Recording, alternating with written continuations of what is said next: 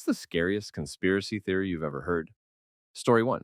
This is a regional one, but the idea that Robert Pickton, the pig farm serial assassin, didn't act alone. The theory goes that the farm was a common party spot for the Vancouver Police Department and Hells Angels, and that was the reason he got away with it for as long as he did. Recently, he died in jail, and the families of his victims are furious he was not able to testify. There were also a lot of sketchy things to do with evidence. When you start looking, it's pretty convincing. Story 2.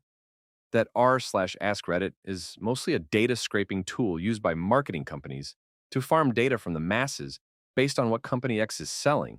That is, Disney wants to know what movie to remake next. So let's pay someone to ask about favorite Disney films from their childhood and log the responses. Actually, I just made that up, but I have no doubt it's happening. Edit. Yes, I'm aware that the idea of Reddit selling data for market research is not exactly novel. The crux of the conspiracy theory is that many questions are not asked by real accounts. Consider a situation where something is trending somewhere else online. Then a question is asked by a user to get a better idea of whether the trend is exploitable in some way, or just a flash in the pan. Story 3.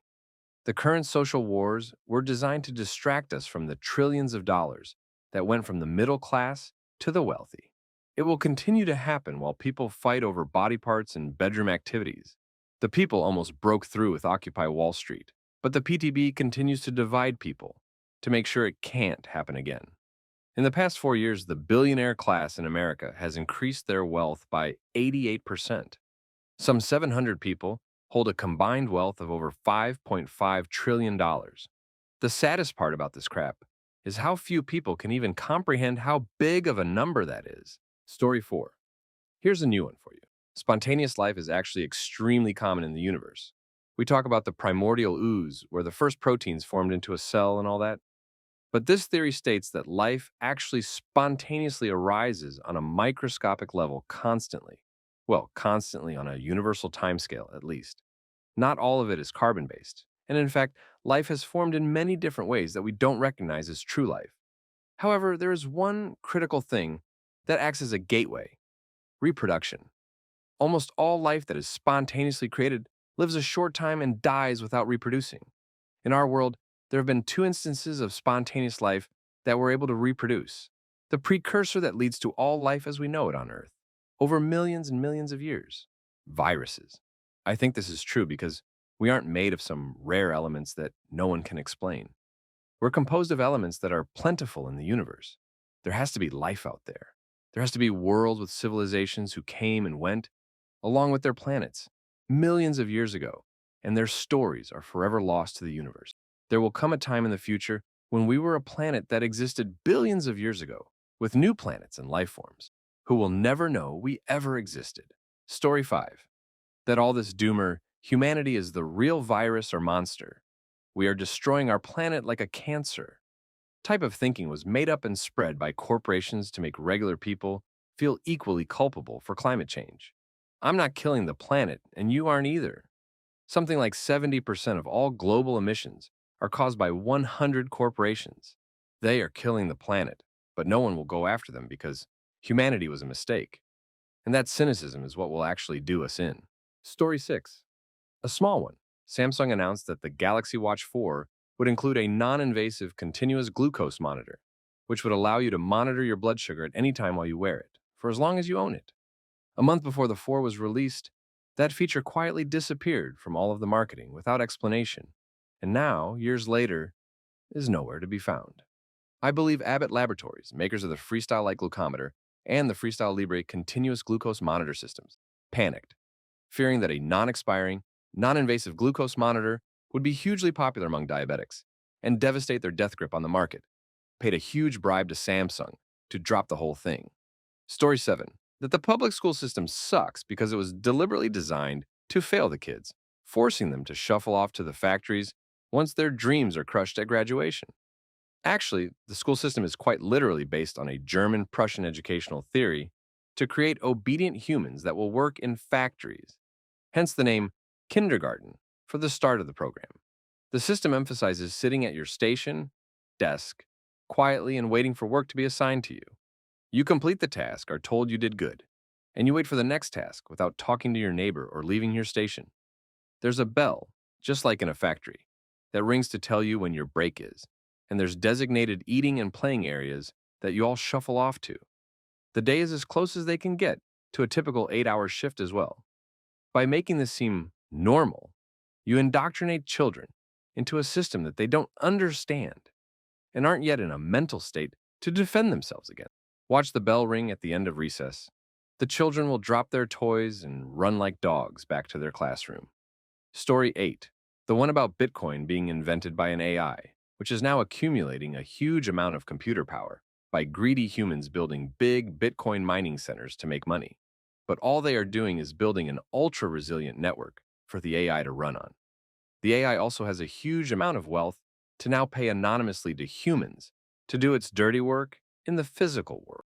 A superintelligence at some point wants more computation and robot arms. Given robot arms aren't all that great, money is the next best thing, as humans will do anything for bigger numbers on their bank account. For me, it's truly terrifying. Truly. Story 9. Humans were domesticated by wheat, though I'm not 100% sure that qualifies as a conspiracy. Okay, so I live near Cahokia, Illinois, where the Mississippian mound builder civilization used to be centered. There's a great museum here. Last time I was there, there was an exhibit about the different crops they farmed. According to the exhibit, there were 13 staple crops in the Mississippian diet, about half of which were farmed and half of which were harvested wild. And each crop had a goddess associated with it. So there were these 13 goddesses who formed a sort of mini pantheon. Now, most of the foods on that list are not stuff that we'd recognize. A couple are extinct. The ones you'd know are acorns, quinoa, and corn. If gods are real, it would make sense that a goddess of a specific crop would gain importance and power based on how important that crop was to the culture that worshipped them. And corn was the youngest of the 13 goddesses, having been introduced from South America after the civilization already existed. But its arrival heralded a huge population boom in the area. Corn became the most important crop, and the corn goddess the most important goddess within a single generation. Story 10. Humans are already eldritch abominations, feared throughout the universe. They're the only known species who can grasp the sheer minusculeness of the existence of worlds, and those with life on them. They can view the outer reaches of the universe and have learned how to unearth its secrets. They can learn anything. Nothing seems to satiate their lust for knowledge.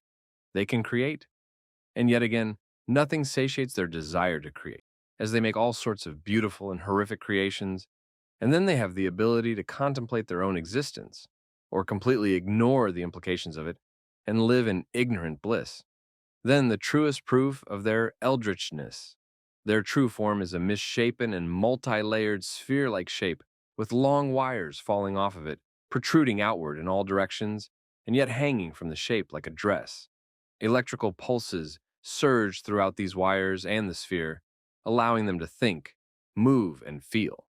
Such horrific creatures of the universe. Story 11. Most of the posts on Reddit at this point are fake. There's a reason for so many generic word underscore number type accounts shilling for the stupidest things imaginable. Ever since Reddit's IPO, the value of the site has always been its ability to shape and micromanage any public discussion on issues of the day. That was originally accomplished mainly through low-wage workers in the third world, but more recently, the site has been working with AI companies to create improved bot posters to replace them at lower cost. Now, companies can pay for whatever narrative they want to become dominant on the site by flooding posts with opinions on one side or the other. When that's not enough, they'll just pay to have all the opposing views downvoted to oblivion or shadow banned and hidden. Also, most major subreddits are entirely commercial operations controlled by Reddit admins themselves, directly through anonymous accounts.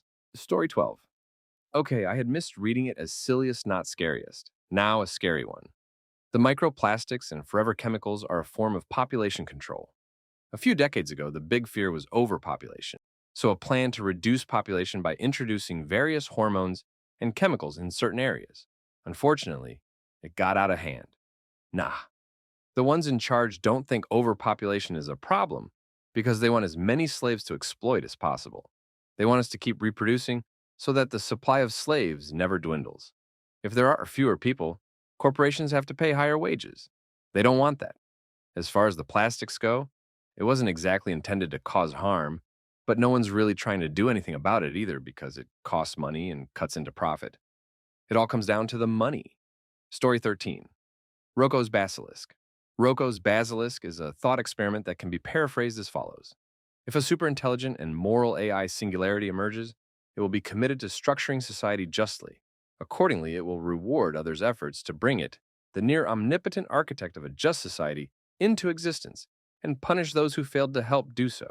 This may pre-commit the AI to simulating versions of every currently existing and past human being who could have assisted to create it but did not do so for the purpose of torturing those simulations eternally.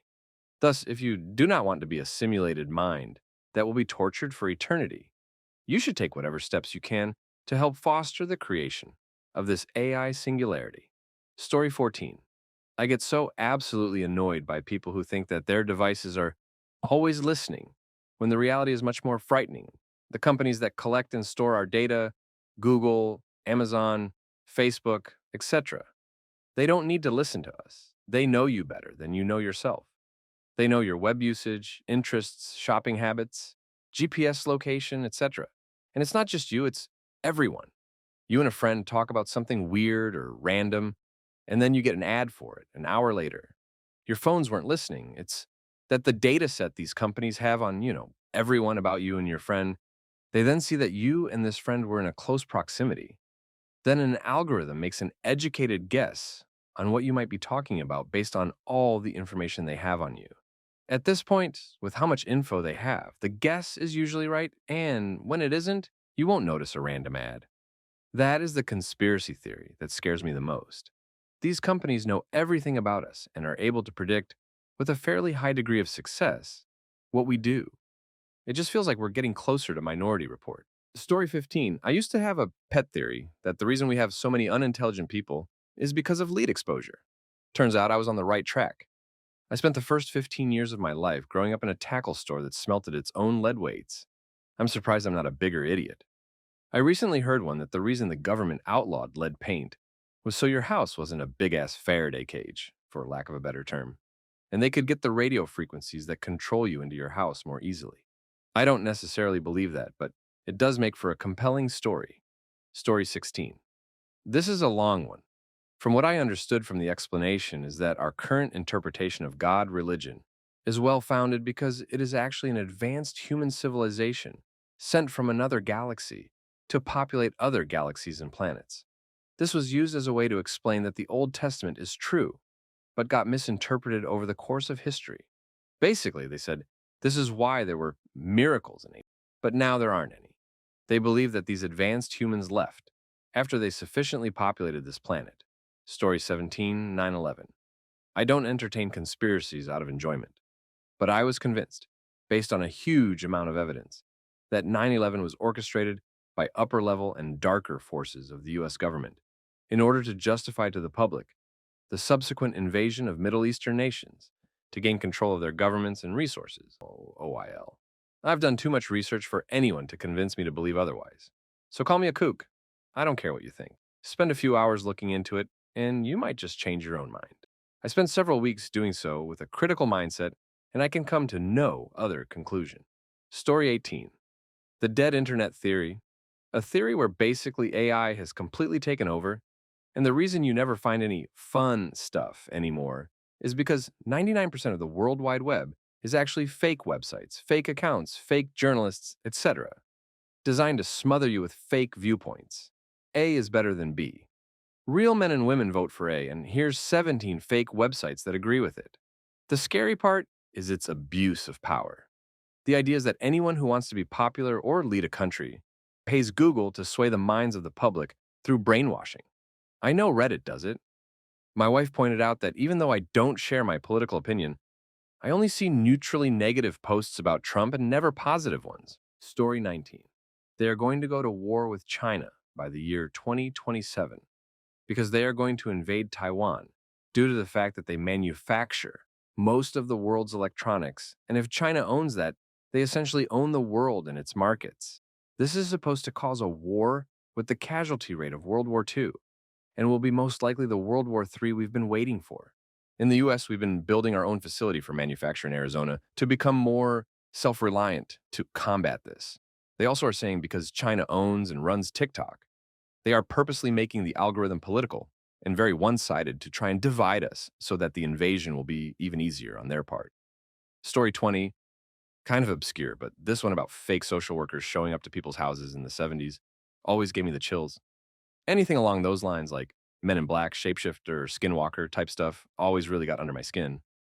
But I like stuff that's subtle, more unexplained or uncanny. The more terrifying conspiracy that I've been thinking about lately is that people in science fiction dystopias don't recognize they live in one, and that we actually live in a very subtle one that now totally controls our thoughts and emotions, but through language. It's really surreal to walk around day to day and observe just how much people don't know or care about history or what their country actually does around the world. People generally only care about what's within the acceptable limits of discussion. If you talked about UFOs before the media and the government acknowledged them, you were clinically insane. If you talked about Epstein before his most recent arrest, you were insane. If you talk about most of the conspiracies the CIA has admitted to before they admitted to them, you're insane. If you say the person you're arguing with online is a Russian Manchurian candidate, that's totally acceptable.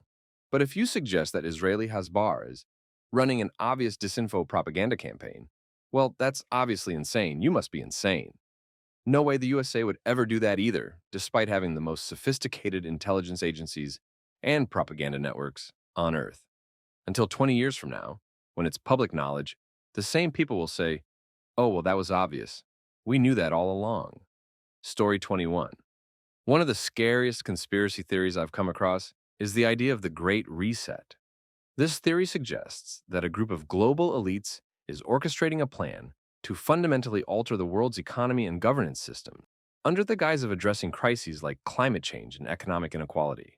The theory posits that these elites aim to centralize power, create a global digital currency, and impose strict control over populations through surveillance and technology.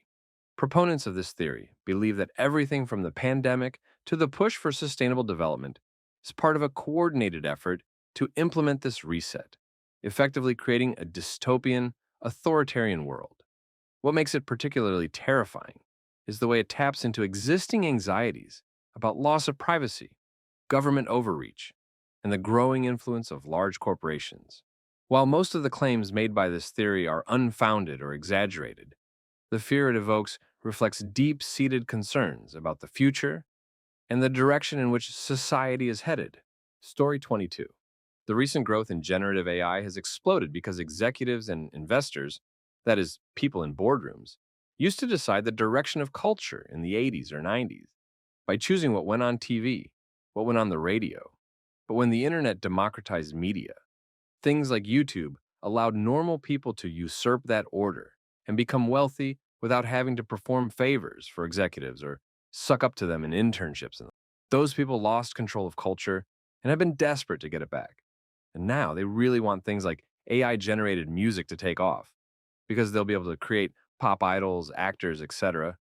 That can't retire, can't leave, can't make human mistakes, and can only ever do what they're told. They're trying to perfect that model from the 80s or 90s and return us to a world where trends in media are, again, decided by them. And deluded people, many here on Reddit, who aren't presently wealthy and powerful, think that generative AI is going to benefit them, like turkeys campaigning for Christmas. Story 23.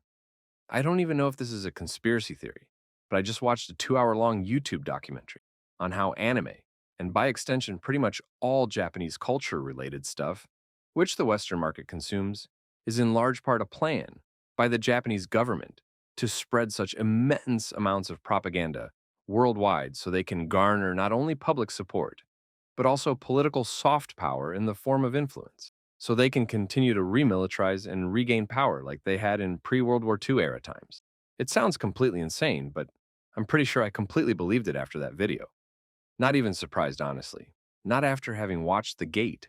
Story 24. There was an idea that the Earth changes its magnetic poles every 5,000 years, and that when this happens, there is incredible flooding and volcanic activity. The ground itself layers in dirt 30 meters high. The evidence was backed with geological surveys showing incredible amounts of worldwide soil depth. The thought is that we do not see much evidence of advanced civilizations past the 5,000 year mark because of this. Obviously, I would not want to cause people panic. Story 25. I guess it's not really a conspiracy theory so much as an actual conspiracy. Every government on Earth and every billionaire knows we are well past the tipping point. We have maybe a decade left before megastorms rip our cities to shreds and we bake in the heat. They tell us to change from plastic straws to paper straws and everything will be fine. Meanwhile, they are building literal end of times doomsday bunkers. But it makes sense that they keep us ignorant. If we think it's going to be okay and it's all a big hoax, then we don't panic. We keep building the doomsday bunkers and stocking their bomb shelters. We keep buying their oil and ordering lawn chairs and sending them our money so they can build more mega yachts and more bunkers. If we all went to full chaos mode, that all comes to an end. Story 26. Not a conspiracy, but actually the truth. The reason modern art or contemporary art is so crappy is because during the Cold War, the CIA were afraid of losing a culture war with the Soviets. So they approached a decent amount of wealthy individuals and essentially had them start buying up large amounts of what we call modern art for ludicrous prices, slingshotting many artists into rock star level fame, which was incredibly rare, as most artists only became famous and popular after their deaths. The public, and especially the more conservative art community, pushed back. But the CIA was able to influence this through their proxy called the Congress of Cultural Freedom, which the CIA even released in a statement. The Congress for Cultural Freedom is widely considered one of the CIA's more daring and effective Cold War covert operations. It published literary and political journals such as Encounter, hosted dozens of conferences bringing together some of the most eminent Western thinkers, and even did what it could to help intellectuals behind the Iron Curtain. So yeah, modern art is a CIA psyop. Have fun with that. Story 27. Catastrophic disaster disclosure. The idea is that huge portions of the Earth is regularly destroyed by natural disasters, such as a meteor impact, volcanic activity, massive tsunami, climate collapse, Miyake event, superthrust earthquake, or a massive continent spanning wildfire. The government knows about this cycle of destruction in our geological records, which appears to happen every 6,000 years, and we are due for another fight against extinction. The government has been building massive bunker complexes since World War II due to the atomic era, and after the fall of the USSR during the 90s, many old bunker sites were decommissioned. However, massive bunker expansions have occurred on just about every major military base recently in the last 20 years. What changed? More information on what's coming. You can see this for yourself on Google Earth. Look at the forested side of Fort Knox. Use the feature that lets you look at previous years, and you'll see what I mean. You can see them better with a LiDAR hill-shaded map. We know many ancient peoples sought shelter underground. There are many tales of ancient folks taking shelter from a great disaster in various kinds of underground shelters.